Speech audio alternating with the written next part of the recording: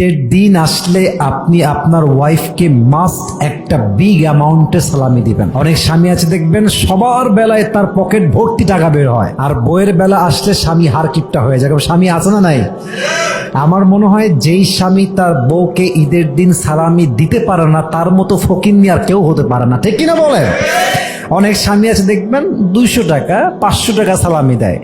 আমার মনে হয় যে ঈদের দিন প্রত্যেকটা স্ত্রীর জন্য সর্বনিম্ন ঈদ সালামি হওয়া দরকার 1000 টাকা, ঠিক না?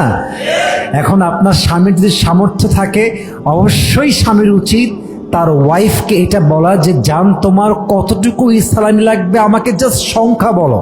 তুমি আমার বিশ্বাস রেখেছো, তুমি আমার বাচ্চার মা, তুমি আমার লাইফের সবকিছু, তোমার যতটুকু লাগে জাস্ট সংখ্যা বলো। তোমার যা লাগবে আমার সামর্থ্য অনুযায়ী আমি অবশ্যই দেওয়ার চেষ্টা করব, ঠিক কিনা বলেন? আল্লাহ প্রত্যেকটা স্বামীকে আমল করার তৌফিক দান করে পড়েন সবাই আমিন।